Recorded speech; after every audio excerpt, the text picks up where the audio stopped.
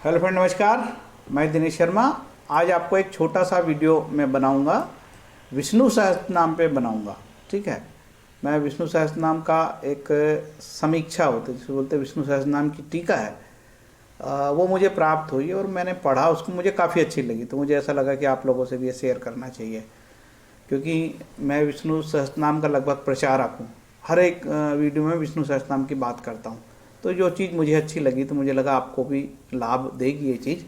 तो उस विष्णु सहस्त्रनाम की जो टीका बोल सकते हैं उसको, उसके विषय में। और तो विष्णु सहस्त्रनाम का भाष्य या टीका आदि शंकराचार्य जी ने लिखा है, गीता प्रेस से निकला है, और लोगों ने भी लिखा है। मुझे तो उसी का ज्ञान है, वो तो बहुत अच्छा है। लेकिन अभी जो मैं बता रहा हूँ मुझे बहुत अच्छा लगा, और भारतीय ज्ञानपीठ वालों ने इसको प्रकाशन किया है। लगभग 1600 रुपये का बुक है।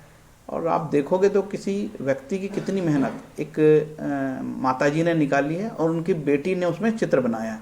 तो भगवान विष्णु के 1000 नाम का कितने अच्छे से उन्होंने भक्ति प्रदर्शित किया है, वो मैं आपको बताता हूँ। चलते हैं आगे। तो विष्णु सहस्त्रनाम की टीका पे बात हो रही है।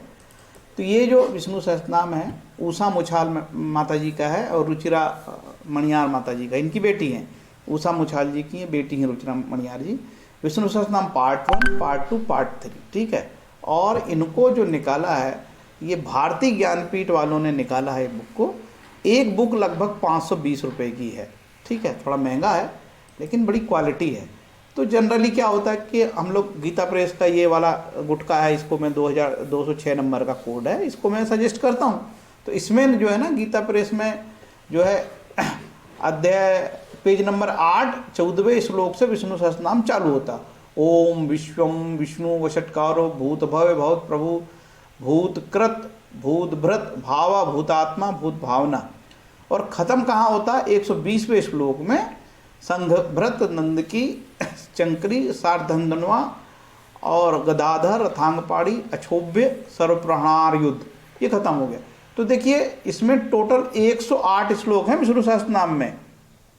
और 108 का बहुत महत्व है कि 12 ग्रह है, 9 राशि, 12 9 108, 27 नक्षत्र है और 4 चरण। 127 में 4 का गुना करोगे तो 108। तो यदि कोई एक बार विष्णु सहस्त्रनाम का पाठ कर लेता है, भगवान विष्णु के एक बार भी पाठ कर लेता है, तो उसको जो है ना पूरा का पूरा 108 हो जाता है। तो 27 नक्षत्र, 4 चरण, 12 राशि, 9 ग्रह, सबकी शांति होती है। तो विष्णु सहस्त्रनाम की महिमा तो श्री महाभारत में बताई गई है, और उसके उसी से ये बताया है ना। तो ये बात तो यहाँ हुई। अब मैं बताता हूँ कि भाई यही इसकी क्या विशेषता है। आपने तो अंदर देखा ही नहीं है, अंदर विशेषता मैं बताता हूँ। ठीक है। ये मैंने एक तो कुछ PDF बना दिया कुछ पेज का आपको दिखाने के लिए, और थोड़ा मैं इसको बड़ा भी अच्छे से करके दिखाऊंगा। तो मेरा वीडियो मैं और छोटा कर देता हूँ। ठीक है। देखिए, ये विष्णु सहस्त्रनाम का इन्होंने ग्रंथ छापा है, और टीका है विष्णु सहस्त्र पार्ट 1, पार्ट 2, पार्ट 3। देखिए, लेखक की कल्पना देखिए और भगवान से प्यार। और ये विष्णु सहस्त्रनाम ना गीता प्रेस का है, टीका है, शंकर भाष्य हिंदू अनुवाद से इसका भाष्य टीका है। ठीक है। ये आदि शंकराचार्य जी ने किया है, बड़ी जोरदार है ये भी। अभी मुछाल जो माता जी हैं, इन्होंने ऐसा लिखा है विष्णु सहस्त्रनाम, भारतीय ज्ञानपीठ वालों ने छापा। और ये ग्रंथकार का परिचय में दे देता कि ये जो मुछाल माता जी हैं काफ़ी संपन्न हैं, धन संपन्न हैं, और इंदौर के जो है धनाढ़ परिवार में इनका विवाह हुआ। इनकी बेटी रुचिरा, इनको भी बड़ी रुचि धर्म कर्म में। देखिए कैसे चित्र बनाए हैं माता जी के लिए मिलके। ठीक है। तो इनका जो भक्ति देख के तो मुझे बहुत ही आनंद आया।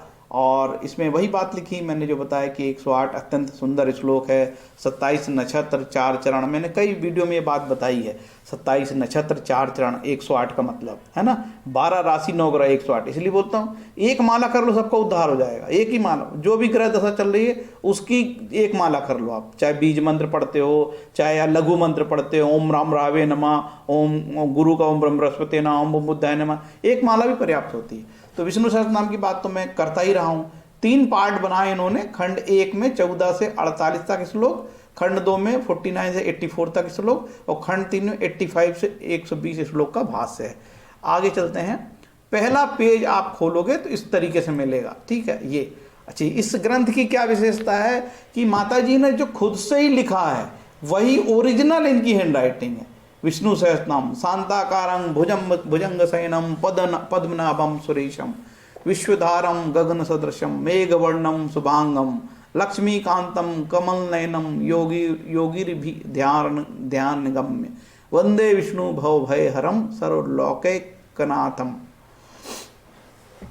देखिए भगवान विष्णु के विषय में डिटेल बहुत बढ़िया से, ठीक है। और इन्होंने अपनी हैंड राइटिंग से जो लिखा था, मोतीलाल बनारसी वालों ने उसी को छाप दिया। मतलब यही तो बात है कि उन्होंने अपनी हैंड राइटिंग से लिखा, फिर उन्होंने, उनकी बेटी ने, ये सारे चित्र उनकी बेटी ने बनाया है। भगवान विष्णु जो लक्ष्मीपति हैं, मैं पढ़ के बताता हूँ थोड़ा सा पैरा। भगवान विष्णु जो लक्ष्मीपति हैं, प्रकाश जैसे निर्लेप हैं और व्यापक है, जो कमलनयन है, जिनका वर्ण मेघ के समान है, जो शुभ अंग वाले हैं, कमल की उनकी नाभि है, जिसमें से उन्होंने सृष्टि रची तथा ब्रह्मा जी को प्रकट किया है। वे स्वयं ही विश्व के आधार हैं, सबके नाथ है, ट्रांसलेशन है, सबके नाथ है तथा भव का भय हरने वाले शेषशाही भगवान विष्णु को वंदन। यहाँ से विष्णु सहस्त्रनाम चालू होता है। आगे दूसरा पेज जो है, फिर इन्होंने ऐसे सच्चिदानंद स्वरूप, ये जो नाम है उसको इस तरीके से चालू हुए हैं। ये पहला श्लोक से चालू होता, विष्णु विश्वम विष्णु वषट्कारो भूत भव्य भवत भूत प्रभु भूत व्रत भूतकृत भूतवात्मा भूत भावना, समस्त जगत के कारण। अब विश्वम की परिभाषा की है, विश्वम के बारे में, यह नाम ब्रह्मा का वाचक है, यह सारा संसार जिसे विश्व कहते हैं। ज़्यादातर चीज़ें इन्होंने शंकर भाष्य से ली है, तो बिल्कुल ऑथेंटिक हैं। और यदि इतना ग्रंथ, बड़ा ग्रंथ छापा है एक प्रतिष्ठित संस्थान ने, ज्ञानपीठ वालों ने, तो निश्चित रूप से काफ़ी दम है। और मैंने जब देखा इस ग्रंथ को तो मुझे तो बिल्कुल समाधि लग गई, मान के चलो। कोई कैसे भगवान की सेवा में इस तरीके से अपना समय देता है। शंभु और उनकी बेटी ने ऐसे चित्र बनाई है, वृषाकपि, धर्म और वराह रूप, भगवान के नाम 1000, ऐसे चित्र से आप देखोगे तो बिल्कुल आपकी भक्ति जाग जाएगी और समाधि लग जाएगी आपको। विश्वक्षेन, युद्ध के लिए की हुई तैयारी मात्र से ही दैत्य सेना के तितर बितर करने वाले, ऐसे विश्वक अर्थात चारों तरफ फैला हुआ परमात्मा, संसार के कण में व्याप्त, ऐसे विष्णु सहस्त्रनाम की भाषा जो है मुछाल मैडम ने करी है, तो उनको साधुवाद। इतना बढ़िया उनकी बेटी ने चित्र बनाई, देखो कितनी भक्ति है। ये लोक सारंग के विषय में लिखा है और कमल का चित्र बनाया। जो चित्र है इनकी अपनी कल्पना से चित्र बने हैं। इसमें चित्र को आप कोई शास्त्रोक्त नहीं कह सकते, ठीक है, लेकिन अपनी कल्पना से इन्होंने चित्र बनाया है और अपनी भक्ति प्रदर्शित करी है।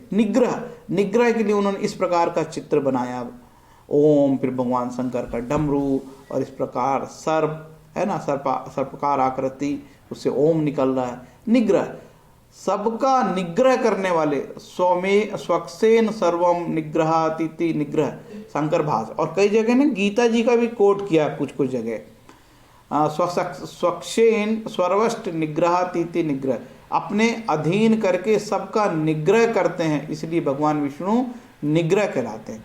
और गीता प्रेस ने जो बनाया है उसमें भी इसी तरीके से एक एक शब्दों का लिखा है, जैसे संघभृत, पांचजन्य संघ को धारण करने वाले, नंद नामक खड़क को धारण करने वाले। तो आप लोग विष्णु सहस्त्रनाम पढ़ोगे तो कई लोगों को क्या होता है कि जैसे ये बहुत बड़े श्लोक संस्कृत के लिखे हैं, अब इसमें विश्वम विष्णु वषट्कारो भूत भवत प्रभु भूतकृत भूतभृत सब इसमें मिला दिया, तीन शब्द। देखो भूतकृत भूतभृत और भावा, तीनों चीज़ों को मिला दिया तो नई प्रोनाउंसिएशन होता। इसलिए अलग अलग अन्वय करके तोड़ के भी पढ़ सकते हो तो काफ़ी लाभ होगा और उच्चारण बहुत अच्छे होंगे। तो उसी का जो रूप है यहाँ पे इस तरीके से ये बताया गया है। देखने में ये 3 पार्ट इस तरीके के लगते हैं, तीनों की मैंने एक तो रख के फोटो लिया है। पार्ट 1 पार्ट 2 काफ़ी मोटे हैं और निश्चित रूप से ये ग्रंथ काफ़ी उपयोगी है। और जो विष्णु सहस्त्रनाम से प्यार करने वाले हों, देखिए जब एस्ट्रोलॉजी में क्या होता है, जब हम जाते हैं तो भाई ठीक है, किसी की कोई भी कुंडली हो, कोई भी फलित आता हो, यार उपाय तो भगवान ने अच्छे बताए ना। भगवान ने उपाय नामों का जप उपाय बताए हैं, ठीक है। और इस पर मैं लगातार अपने वीडियो पे, मैं जब से नवंबर 16 से वीडियो बना रहा हूँ मैं 2016 से, तब से मैं हर बार ये चीज़ लिखता है।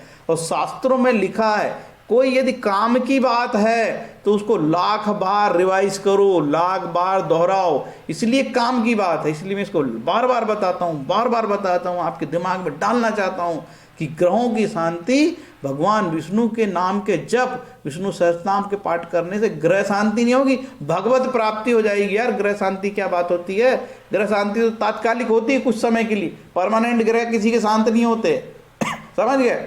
यदि लगातार विष्णु सहस्त्रनाम का पाठ करोगे तो भगवत प्राप्ति हो जाएगी। ये बात को मैं बार बार दोहराना चाहता हूँ। और शास्त्र कहते हैं यदि कोई काम की बात है ना तो हम उसको बहुत जनता के हित की बात बार बार दोहराना चाहिए। तो इसीलिए मैं इस चीज़ को दोहराता रहता हूँ। और मैं तो धर्म प्रचारक हूँ।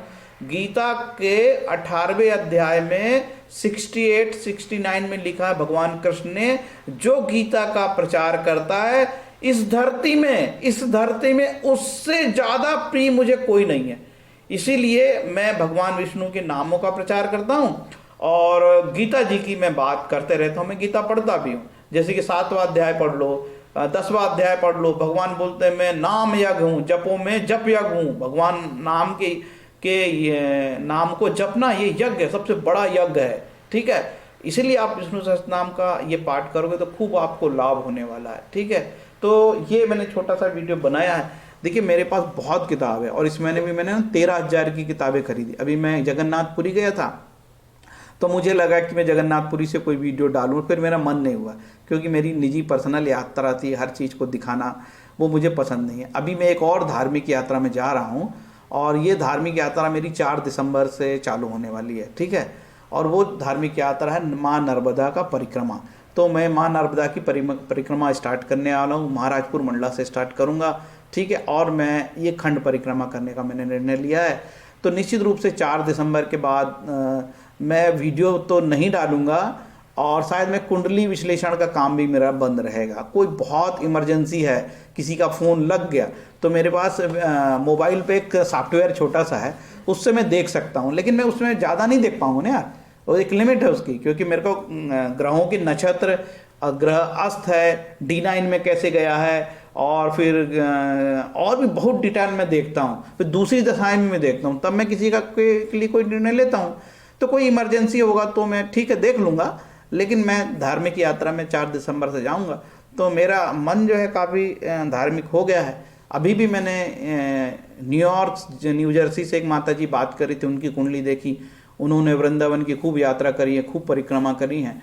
तो ऐसे लोगों से मेरा वास्ता हो रहा है। और मेरी नर्मदा परिक्रमा के पहले ही भगवान ने मुझे जगन्नाथपुरी के दर्शन कराए और भगवान जगन्नाथ ने दर्शन मेरे को दिया है। तो ये भी मैंने सौभाग्य प्राप्त किया, जो कि हमारी कोई प्लानिंग का हिस्सा नहीं था। जगन्नाथपुरी एक ऐसे यात्रा बन गई और वो हमने बहुत पूरा परिवार भगवान जगन्नाथ के दर्शन किए और काफ़ी मन धार्मिक हो गया। और इसके बाद हमने देखे कि भाई हमको मोतीलाल बनारसी चौकम्बा की कुछ किताबें थी तो कहाँ मिलेगी। तो एक वैदिक प्रकाशन होता है, वैदिक साहित्य बुक स्टोर है पुरी में, मंदिर से थोड़ा दूर है, पुरी में, जगन्नाथपुरी में E29 ऑफिस है, E24 एक मेडिकल हॉस्पिटल, उसके पास हमको मिला और काफ़ी हमने किताब लगभग 12-13 हज़ार की किताब वहाँ से खरीदी और अच्छी अच्छी किताबें हैं उसमें, कुछ कर्मकांड की भी किताबें खरीदी। तो आगे कर्मकांड पे भी आप लोगों को जागरूक करना है। मेरा ये कहना है कि हम यदि हमारे पास ज्ञान होगा ना, ज्ञान की ताकत, भगवान बोलते हैं यदि आप गीता पढ़ते हो तो बुद्धि से मेरी पूजा करते हो। तो ज्ञानी लोगों को भगवान बहुत पसंद करते हैं जो ज्ञानी हैं। ज्ञानी होने का मतलब नहीं उल्टे सीधे कुतर्क करना और किसी की आलोचना करना, किसी पार्टी विशेष की बात करना, किसी राजनेता को गाली देना। देखो जो धार्मिक व्यक्ति होता है ना वो किसी पार्टी से कभी नहीं जुड़ा रहता, क्योंकि उसमें तुम किसी एक पार्टी का समर्थन करोगे ना, तो एक नेता के पक्ष में बोलोगे, दूसरे विरोध करोगे, तो वहाँ धर्म खत्म हो जाता है। जो धार्मिक व्यक्ति होगा हुल्लड़ नहीं करेगा, उठपटांग नारे नहीं लगाएगा और वो बहुत शालीनता से बोलेगा जय श्री राम, बहुत प्यार से बोलेगा जय श्री राम। जो व्यक्ति बहुत तीखे आवाज़ में कान फोड़ चिल्लाएगा, हमको कर्कश लगेगा, तो हमको लगेगा इसका धर्म किसी पार्टी से जुड़ा है, इसकी आस्था किसी पार्टी से जुड़ी है।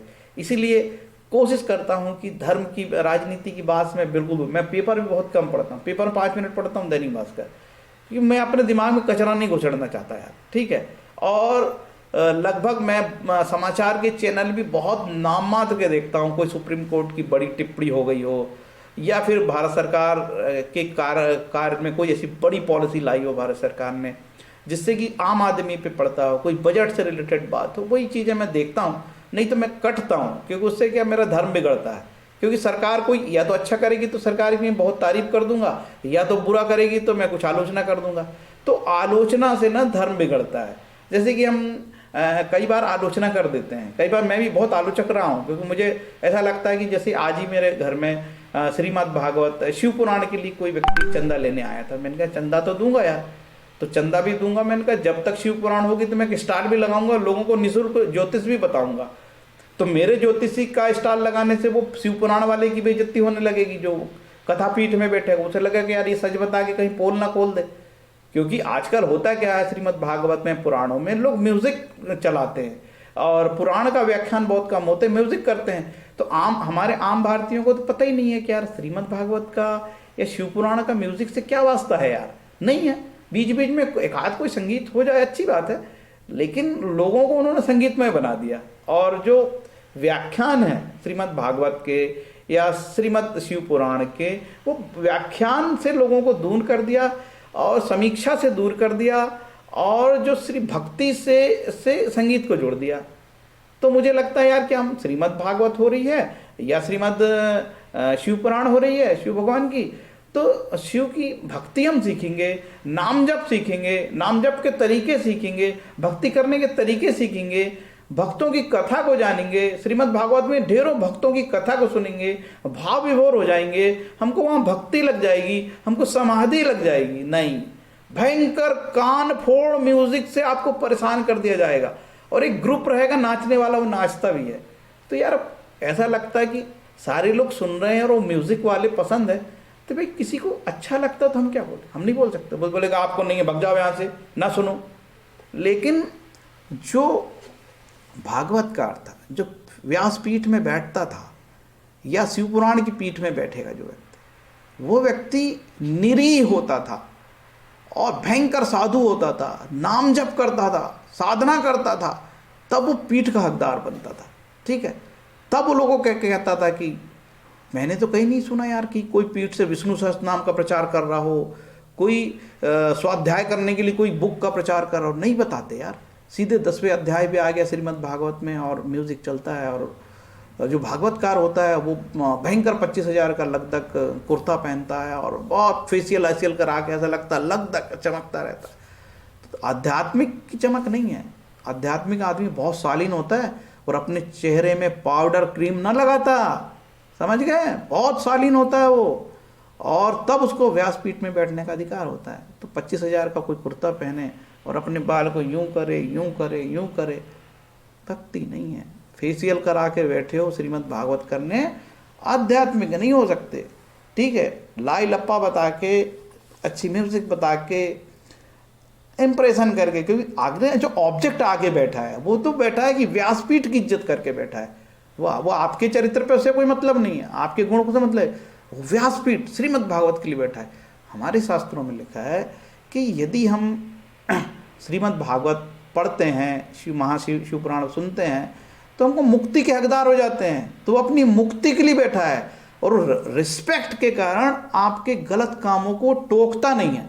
रिस्पेक्ट के कारण आपके गलत कामों को टोकता नहीं। वो भी जानता है कि श्रीमद् भागवत में 12 स्कंद में 18,000 श्लोक है, और गीता में, क्योंकि गीता जो बनी है वो महाभारत का पार्ट है, गीता में 18 अध्याय में 700 श्लोक है, और दुर्गा सप्तशती में भी 700 श्लोक है। हमने कभी भी गीता पे व्याख्यान होते नहीं सुना है। मुझे लगता है कि गीता पे ज़्यादा व्याख्यान करने चाहिए श्रीमद् भागवत के अलावा, शिव पुराण के अलावा। तो गीता पे व्याख्यान हमको कम, रेयर सुनने को मिलते हैं। तो ये कुछ बात थी। देखो, मैंने विष्णु सहस्त्र नाम को लेते लेते दूसरे टॉपिक पे आपको ले गया, उसके लिए क्षमा प्रार्थी करता हूँ, क्योंकि मेरा उद्देश्य धर्म का प्रचार करना है और आपको बताना है कि कौन व्यास की गद्दी से कौन व्यक्ति अच्छी भागवत करता है, प्रॉपर संस्कृत के श्लोक का प्रोनाउंसिएशन करता है। बड़ी ईमानदारी से बताता है कि आज मैं श्रीमद् भागवत के ये स्कंद का, ये अध्याय का, ये श्लोक का व्याख्या करने वाला हूं। ये सिर्फ एस्कॉन में होता है भाई, बोर्ड में लिखा रहता है कि आज इस स्कंद का, इस श्लोक का व्याख्यान होगा। कितनी ईमानदारी है, बता रहा है। और बाकी देखो ये चला है, ढोलक बज रही, मंजीरे बज रहे हैं, भयंकर बड़ी टीम बेची, भयंकर तीखा आवाज, कान फोड़, आपका बीपी बढ़ जाए। और जो व्याख्याकार है भयंकर चिल्ला रहा है, भयंकर चिल्ला रहा है, बीच बीच में इको भी करवा देता है। इको भाई, इको करने की क्यों जरूरत पड़ी? भागवतकार है ना, इको क्यों करवा रहा है? क्यों चिल्ला रहा है इतना? अच्छे से बोलना, प्यार से समझाना लोगों को। बीच बीच में फिर वो कहेगा कि छोड़ो यार धर्म की बात, आपको समझा दिया मैंने। जो श्रीमद् भागवत की कितनी बात की, मन बहुत खट्टा हो जाता है। मैंने श्रीमद् भागवत 18,000 श्लोक पढ़े तात्पर्य सहित, श्री प्रभुपाद की। मुझे लगता है कि यार ये छल कपट करके इन लोग नरक के भागी होंगे। इनकी योनि बदलने वाली नहीं है, पुनः फिर से योनि बदलेगी और बहुत बुरी योनि में जाएंगे। जिन लोगों ने धर्म के साथ ऐसे खिलवाड़ करे और टीम बना के तमाशे करे, ठीक है, मेरे को तो बहुत सारी चीज़ मैं बता सकता हूँ, लेकिन उससे धर्म का ह्रास होता है। और यदि हम भी इन लोगों की बुराई बताते रहे तो हमारी भी धर्म हानि हो जाती है। कई बार क्या रहता है कि आदमी को, हम लोगों को सही रास्ते दिखाते दिखाते हम लोग आलोचक बन जाते हैं, और आलोचना में फिर हमारा भी धर्म का नुकसान होने लगता है। ठीक है भाई, तेरी करनी तू जान। वो अगला आदमी तो व्यासपीठ की इज्जत करके चुप है ना, तो पीठ का सम्मान करके कई बात नहीं बोली जाती, लेकिन बहुत तकलीफ होती है यार। यार श्रीमद् भागवत करो यार। आपने बोले कि मैंने आश्रम खोल लिया हूँ वहाँ पे और मेरे को चंदा देना, अरे श्रीमद् भागवत कर मेरे भाई। कहाँ आश्रम खोला, मेरे को क्या मालूम कहाँ आश्रम खोला है और गाय पाल रहा है कि नहीं पाल रहा है, ठीक है। तो आजकल ना श्रीमद् भागवत में गाय के नाम पे चंदा ही मांगते रहते हैं।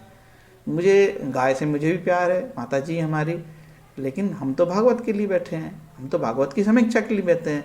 हमें तो मालूम है भागवत के 12 स्कंद है और 18,000 श्लोक है, अच्छी समीक्षा होगी। हमको जप ध्यान की विधि बताई जाएगी, हमको भागवतकारों में जो भगत है उनकी कथा सुनाई जाएगी, हमारी समाधि लग जाएगी, हमको अध्यात्म फूटेगा, वैराग्य पैदा हो जाएगा। तब कहीं हमको उसका सही में आंसू झरझर आंखों से बहने लगे, तब हमको लगेगा।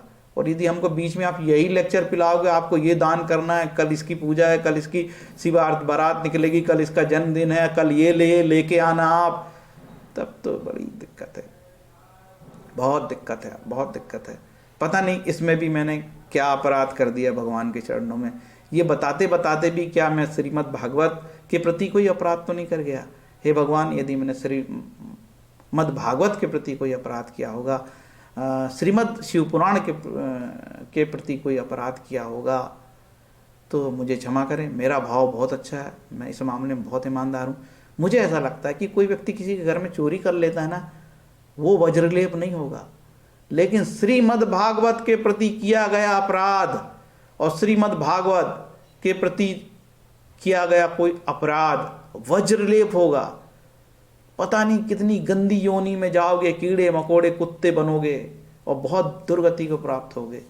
किसी को नहीं छोड़ते भगवान, वज्रलेप हो जाता है। वज्रलेप मतलब वो पाप कटता ही नहीं, पाप नहीं कटेगा, वो पाप नहीं कटेगा तो कितनी भक्ति कर लेना, फिर योनि नहीं सुधरेगी, मानव योनि दोबारा न मिलेगी। तो मानव योनि मिली है, सबसे अच्छी योनि है 84 लाख में। तो मुझे लगता पेट तो सबको पालना है, लेकिन एक सभ्य तरीके से धर्म का ध्यान रखते हुए, नैतिकता का पालन करते हुए, कानून का पालन करते हुए, भारत सरकार का कानून का, धर्म सरकार की कानून का, श्रीमद् भागवत का सम्मान करते हुए यदि आप कोई काम करते हो तो उसमें किसी को बुराई नहीं है। तो 24 मिनट का मेरा वीडियो है और मेरी एक बड़ी बुराई है। बुराई क्या? मैं विष्णु सहस्त्र नाम से चालू हुआ और कहाँ मेरी बात श्रीमद् में आ गई। तो मैं अपने भावों को नहीं रोक पाता हूँ कई बार, उसके लिए मैं क्षमा प्रार्थी हूँ, लेकिन मैंने आपको जागरूक किया है। मैंने श्रीमद् भागवत पढ़ा है, 18,000 श्लोक पढ़ा, 3 साल लगे थे। और मुझे तो भयंकर डर लगता है लोग कैसे भयंकर अपराध करते हैं धर्म के नाम पे यार। और अभी जो व्यक्ति मेरे घर आया था, उसने मेरे को 2 भागवतकारों की कहानी बताया, तो मैं ऐसा डर गया, मुझे डर गया भैया, भयंकर डर लगा, भयंकर डर लगा। हे भगवान, मैं बहुत निरीह रह सकता हूँ, भूखे भी रह सकता हूँ, लेकिन मैं धर्म की आड़ में इस तरीके से पैसे नहीं कमा सकता हूँ।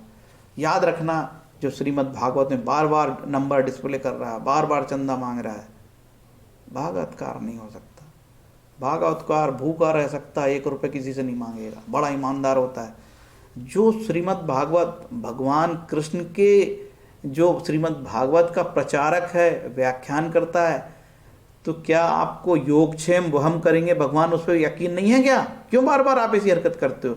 भगवान तो आपका योगक्षेम करेंगे। मैं तो कभी नहीं बोलता हे भगवान मेरी रक्षा करना, हे भगवान मेरी रक्षा करना। अरे आपकी लाइन सही है, सही दिशा पे जा रहे हो, भगवान के भगत हो आप। मन मना मत भक्तो मेरे भक्त बनो, गीता में लिखा मेरे भक्त बनो, मैं आपको उद्धार करूंगा।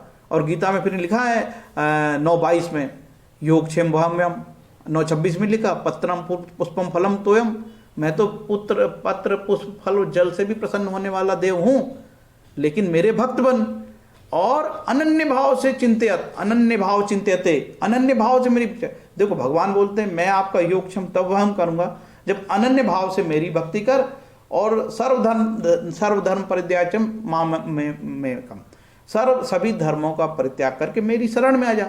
एक्सक्लूसिव, बिल्कुल मेरे पास आ भाई, चिकलबाजी नहीं कर कोई, तब मैं योगक्षेम करूंगा।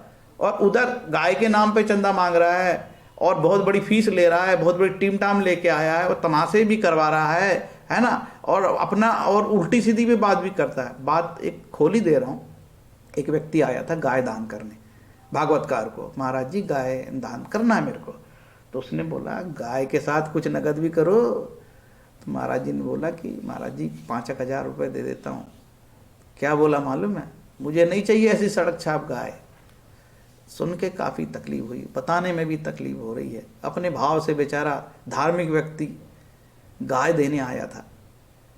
मुझे पता है कि गाय के साथ उसका चारा भी लगता है, तो उसकी क्षमता 5 की रही होगी, 5 बोला तो बोले मुझे नहीं चाहिए। उन्होंने जो शब्द कहे आखिरी कि ऐसी सड़क छाप गाय मुझे नहीं चाहिए, वो मुझे बहुत तकलीफ दी। तब मैं ये बात को यहाँ खोलने आया हूँ। ऐसे लाखों मामले हैं, लोग धर्म का बुराई ना हो करके चुप रहते हैं, लेकिन बहुत गलत व्यक्ति भी इस लाइन पे हैं और बहुत क्रूरता से लोगों के साथ व्यवहार करते हैं और लोगों के दिल को तोड़ देते हैं। यार मेरा जो भाव है उसी के अनुरूप मैं दान करूंगा। शास्त्रों में वित्त अनुसार आया है, वित्त अनुसार हमारे जो वित्त की क्षमता होगी हम उस अनुसार दान देंगे, ठीक है। तो ऐसे ही लोगों की भावनाओं के साथ जब खिलवाड़ होता है तब मन बहुत पसीजता है और ऐसा लगता है ये लाइन ही बहुत गंदी है। मैं ज्योतिष से क्यों बचता हूँ? ज्योतिष में इतनी लूटपाट है और इतने ऐसे ऐसे शैतान प्रवृत्ति के लोग हैं कि वही शनि चंद्र विषय योग। ज्योतिष महान ऋषि ने बनाई थी। ज्योतिष समझने की जो बुद्धि है हम कलयुग के लोगों में नहीं है। और ये ज्योतिष जो 1-1 लाख देख के सीख रहे हैं लड़के, और ये जो वास्तु 1-1 लाख का स्कूल का कोर्स कर रहे हैं, इनको ये भी सिखाया जा रहा है कि तुम जनता से कैसे धन ऐंठना, क्योंकि उसका गुरु तो चोर है ही वो, और चोरी सिखा रहा है वो। तो वास्तु और तरह की ज्योतिष, ऐसा लगता है मैं ट्रेन में कभी जाता हूँ तो मैं बताता नहीं किसी को मैं ज्योतिषी हूँ।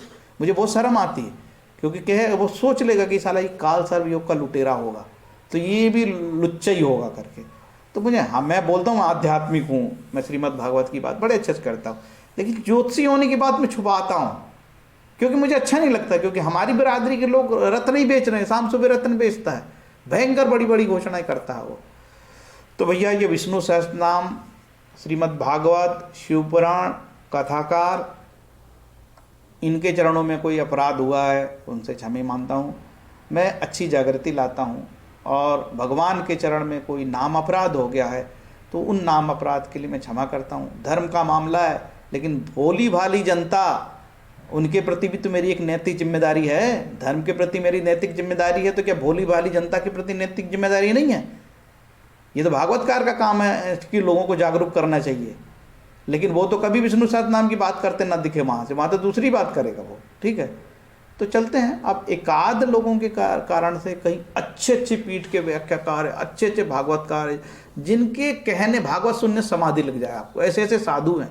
रामचरितमानस की व्याख्या करने वाले हैं, गीता का पाठ करने वाले हैं, वेद का पाठ करने वाले हैं, उन सब के चरणों में भी अपराध हो जाता है इनके कारण। ऐसा लगता है कि मैं इनके लिए तो बोल रहा हूँ, लेकिन कहीं वो जो अच्छे भागवतकार हैं वो कहीं सुन लेंगे तो उनको बहुत बुरा लगेगा। देखो श्रीमद् भागवत के लिए ऐसे इसे के विचार हैं, उनको उनके चरणों में अपराध हो जाएगा। तो मुझे डर लगता है यार ये बोलने में, कहीं कहीं उनको कहीं बुरा लग जाएगा, मेरी बात खल जाएगी, तो वो तो मुझे माफ़ नहीं करेंगे। तो मेरा निवेदन है श्रीमद् भागवतकार के व्यासपीठ के जो जानकार हैं, जो व्यासपीठ में बैठते हैं और अच्छी भागवत कथा सुनाते हैं, सनातन की शिव पुराण सुनाते हैं, गीता जी सुनाते हैं, रामचरितमानस की बात करते हैं, मैं उन सब के चरणों में हुआ अपराध को क्षमा करने की अपील करता हूँ। मैंने तो गलत लोगों का थोड़ा सा दिखाया है आपको, बस इससे ज़्यादा मेरा कोई इरादा नहीं था, इंटेंशन नहीं था। और आप सभी लोगों से मैं पुनः कहता हूँ कि मेरी जो धार्मिक यात्रा है उसके लिए मैं आप लोगों से आशीर्वाद चाहता हूँ कि भगवान मुझे शारीरिक बल दे। पद यात्रा है, नर्मदा की पद यात्रा होती है, लंबी होती है, कष्टकारी होती है, तप की यात्रा होती है। कि स्कंद पुराण पढ़ा मैंने, स्कंद पुराण का रेवा खंड पढ़ा हूँ, और माँ नर्मदा के तट पे जो यात्रा होती है उसमें कई प्रकार के साधु संत भी दर्शन करते हैं और भगवान भी, लोग बताते हैं करोड़ों लोग वहीं यात्रा करते रहते हैं, अदृश्य। वहाँ का पेड़ पौधा भी एक यात्रिक है प्रकार से वहाँ है, जैसे कि वृंदावन में के पेड़ पौधे भी बड़े महत्व रखते हैं, वैसे ही इस धार्मिक यात्रा का भी बड़ा महत्व है।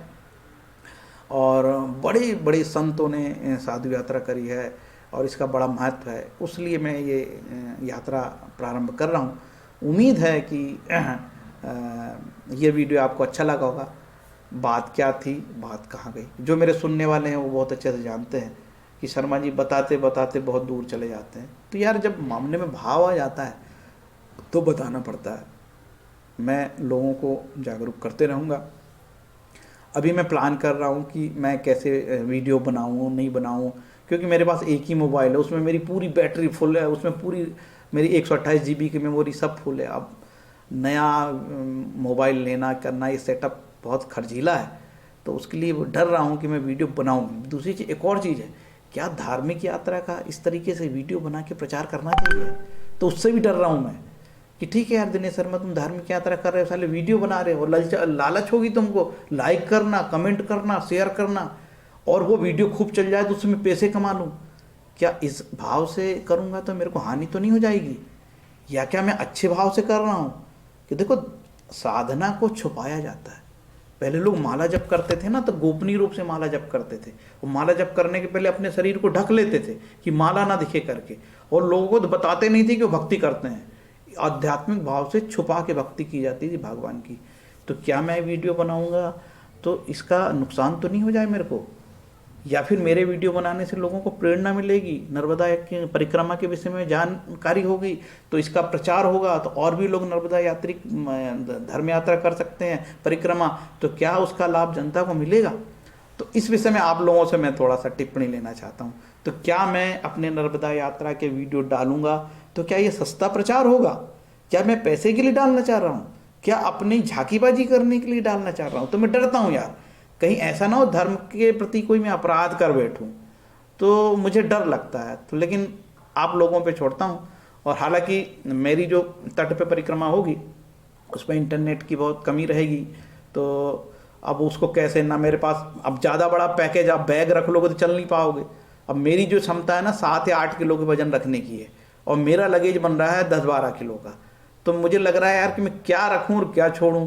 तो मैं अपने गर्म ठंड के कपड़े ही रखूँगा ज़्यादातर, और कुछ एक आध छोटे विष्णु सहस्त्र नाम का एक तो बुक रखूँगा पढ़ने के लिए, और बाकी मेरे मोबाइल पे। अब मेरी मोबाइल की बैटरी ज़्यादा साथ नहीं देती, सारे संसाधन मोबाइल में है, तो बड़े चिंतित हूँ यार कि मैं कैसे इसको करूँगा। काफ़ी चिंता है मेरे को। और फिर 4 दिसंबर से ठंड पीक पे रहेगी। मैंने मुहूर्त वूर्त निकाला है, मैंने देखा है कि शुक्र उस दिन 4 तारीख को बाहर आ रहे हैं, अस्त से बाहर हो जाएंगे, उदय हो जाएंगे। गुरु महाराज भी वक्री नहीं रहेंगे, और सूर्य महाराज भी जो नीच के थे वो वृश्चिक में चले जाएंगे, तो है ना। तो इसी कारण से मैंने जो है प्रयास किया है कि 4 तारीख का निकाला, 4 दिसंबर का मुहूर्त सुबह 9:30 बजे का रहेगा मेरा। तो इस उद्देश्य से मैंने यात्रा कर रहा हूँ कि मुझे तप करने से कुछ प्राप्ति होगी, कुछ धार्मिक ज्ञान बढ़ेगा, मेरी जो कुंडली विश्लेषण करने की क्षमता है उसमें कुछ मुझे धार्मिक इशारे होंगे, ईश्वरी कुछ आशीर्वाद होगा, तो लोगों को सही बताऊंगा। मेरा तो और मन रहता है कि मैं अपनी जो ज्योतिष की जो मेरी फ़ी है 500 रुपये, उसको मैं तो बल्कि कम करने के चक्कर में हूँ। कि मुझे ऐसा लगता है कि कई बार मैं किसी से ज्योतिष की मैं के नाम पे 500 रुपये ले लेता हूँ। हालांकि यार मैं इतनी किताबें खरीदता हूँ तो मेरी को फीस तो बहुत नॉर्मल है। जैसे अभी मैं एक ही बार में 13,000 की किताब लाया था। मेरा बजट हमेशा बिगड़ा ही हुआ रहता है और मेरी लालच किताब की है। अब मैं जबलपुर गया था तो मैंने ये खरीद के लाया ज्ञानपीठ वाली किताब। तो जो कोई ग्रंथ दिखता है तो यार मन में रहा नहीं जाता, खरीदने का मन ही होता है। अनुष्ठान प्रकाश लाया वहाँ से, काफ़ी कर्मकांड पे भी मैं आपको अच्छी जानकारी बताऊंगा। जानकार यदि बनोगे तो डर खत्म हो जाएगा। नहीं तो हमारे समाज में धर्म के नाम पे बहुत डराया गया हमको, ठीक है। वो भयभीति, धर्म प्राण जनता है, डरते हैं लोग तो फिर उनका आर्थिक नुकसान होता है, दोहन होता है, शोषण होता है। तो इससे नुकसान होता है भारत की जनता का और धर्म का ह्रास होता है। इसलिए तो बोले हैं जब जब धर्म की हानि होगी तो मैं जन्म लूंगा। इसका मतलब धर्म की हानि करने वाले लोग हैं। भाई भगवान क्यों बोले हैं यदा यदा ही धर्म, धर्म की हानि होगी तो धर्म की हानि करने वाले लोग हमेशा सिस्टम में रहते हैं, है ना। तो भैया 35 मिनट का वीडियो है। मैंने देखता हूँ कि मेरे वीडियो लगातार बड़े हो जाते हैं तो अपनी भावनाओं को, इमोशंस को रोक नहीं पाता हूँ और बोल देता हूँ। तो अपनी धार्मिक यात्रा का जो गोपनीय रहस्य है वो भी बताया है। और ऐसा ना हो कि मैं धर्म यात्रा का कर रहा हूँ और उसमें धर्म हानि हो रही है, तो धर्म हानि ना हो उसका भी मैं ध्यान रख रहा हूँ, ठीक है। इतना बोल के भैया मैं अपने वाणी को विश्राम देता हूँ। हरे कृष्णा, खुश रहें।